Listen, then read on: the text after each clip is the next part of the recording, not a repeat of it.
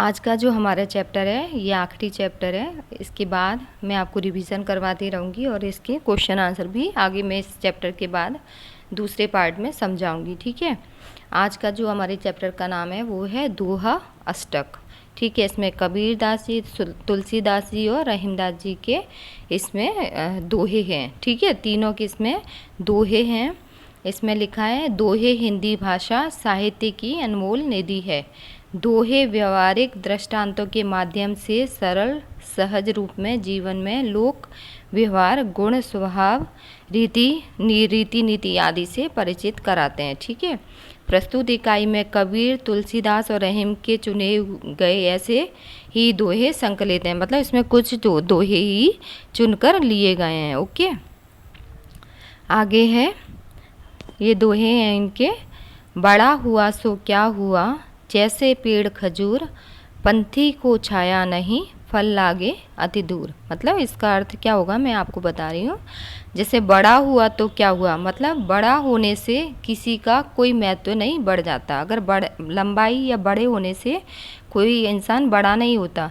जैसे इसके लिए हम किसका उदाहरण ले सकते हैं, खजूर के पेड़ का, क्योंकि खजूर का पेड़ इतना बड़ा होता है, उसके बड़े होने से कोई लाभ नहीं है। परंतु उसके बड़े होने से कोई लाभ नहीं है क्योंकि वो बड़े होने के बाद उसकी जो छांव है वो भी ज़मीन पर नहीं पड़ पाती और उसके फल भी इतनी ऊंचाई पर लगते हैं कि वे आसानी से हम उन्हें नहीं तोड़ सकते। ठीक है। तो इसका अर्थ है कि बड़ा होने से कुछ फ़ायदा नहीं होता है। ऐसा कुछ नहीं है कि बड़ा हुआ तो क्या हुआ, बड़े होने से कोई फ़ायदा नहीं है। जैसे पेड़ खजूर का पेड़ होता है वो बहुत ऊंचाई पर होता है तो उसकी छाया हमें ज़मीन पर नहीं मिल पाती और पंछी को छाया नहीं, किसी को ना पंछियों को छाया मिलती ना इंसानों को छाया मिलती और फल भी उसके बहुत दूरी पर लगते हैं।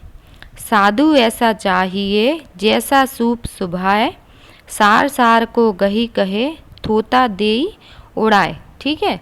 अब इसमें साधु ऐसा, साधु पुरुष जो होता है, साधु माने सज्जन पुरुष कैसे होने चाहिए, सूप मतलब जैसे हम गेहूँ साफ करने के लिए एक उसका उपयोग करते हैं, उसे क्या बोलते हैं, सूप बोलते हैं। तो सूप कैसा होता है कि अच्छे गेहूँ को अंदर रखता है और जो कचरा और गेहूँ खराब वाले गेहूँ होते हैं उसको बाहर निकाल देता है।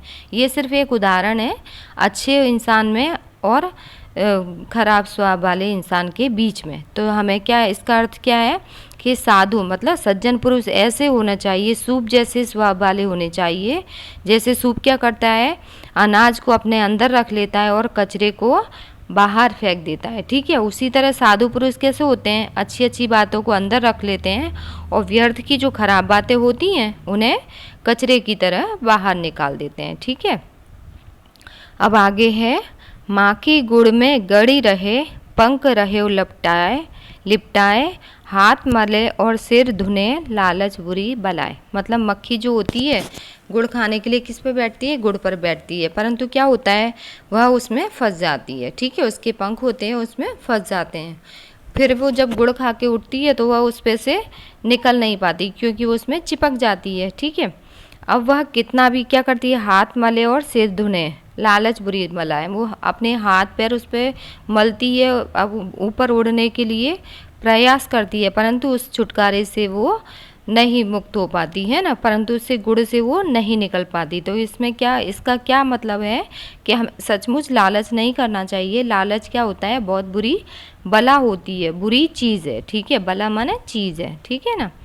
तुलसी इस आगे है तुलसी, ये कबीर जी के दोहे थे। अब ये तुलसीदास जी के हैं।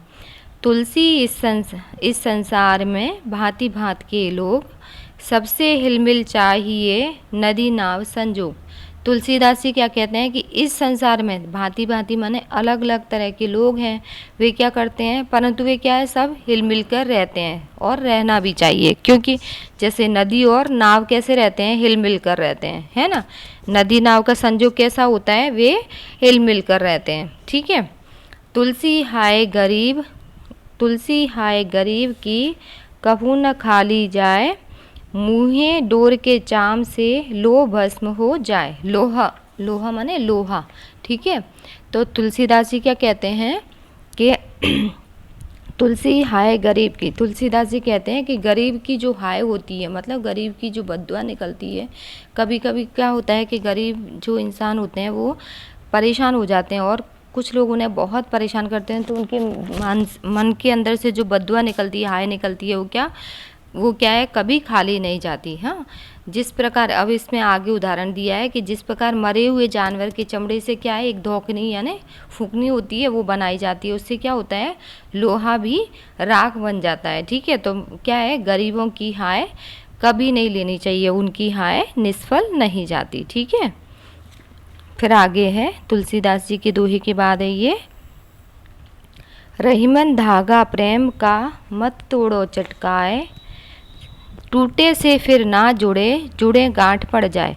अब ये रहीमदास जी के दोहे हैं, उन्होंने कहा है कि रहीमन धागा, रहीम जी कहते हैं कि प्रेम के धागे को खींचकर नहीं तोड़ना चाहिए। ठीक है, क्योंकि अगर वो एक बार टूट जाता है प्यार का धागा तो वो फिर से नहीं जुड़ता। जिस प्रकार अगर वो जुड़ भी जाता है, अगर उसे जोड़ना है तो क्या करना पड़ता है, फिर उसमें गठान लगानी पड़ती है, उसमें गांठ पड़ जाती है।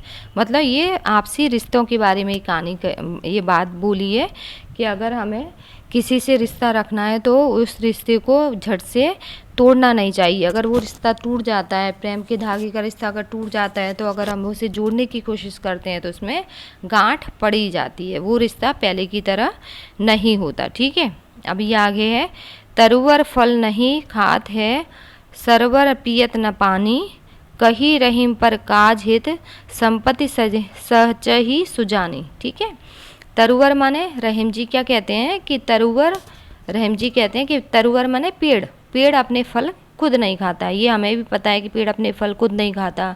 सरोवर माने तालाब अपना पानी खुद नहीं पीता, नहीं पीता ना।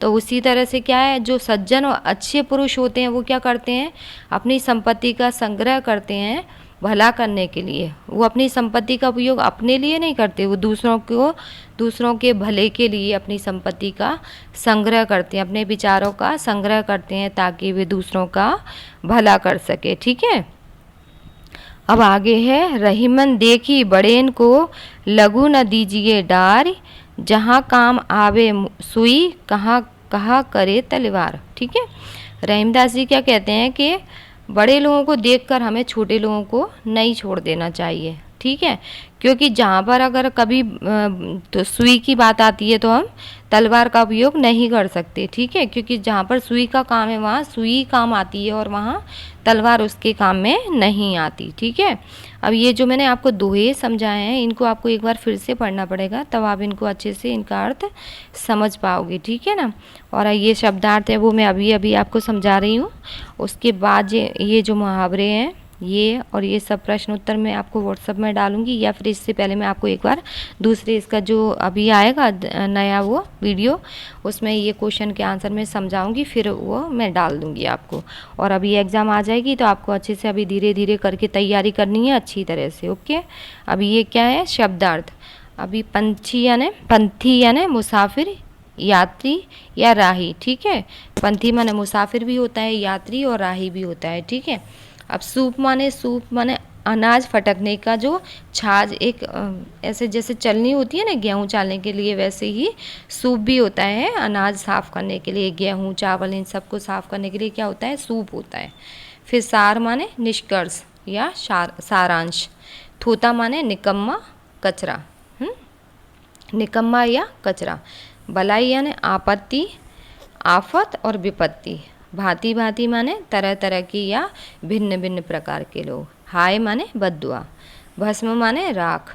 चटकाए माने शीघ्र या तुरंत या फिर फौरन। तरुवर माने पेड़। ठीक है, सरवर माने सरोवर। संचयी माने संचयी, सरवर माने सरोवर। संचयी यानी संग्रह करना, किसी चीज़ को इकट्ठा करना। ठीक है, सुजानी माने चतुर। बड़ेन माने बड़ा। तलवारी माने तलवार। ओके, ये सब यहाँ पर है। और मुहावरे ये देखो यहाँ पर, हिलमिल चलना माने सहयोग करना। लोहा भस्म हो जाने माने कठिन चीज़ों का भी नाश हो जाना। हाँ, लोहा कैसा होता है, कठोर, इसीलिए इसका उदाहरण इससे दिया है। लोहा भस्म हो जाना माने कठिन चीज़ों का भी नाश हो जाना। ये सारी चीज़ें मैं आपको बाद में डालूंगी समझाने के बाद। ओके।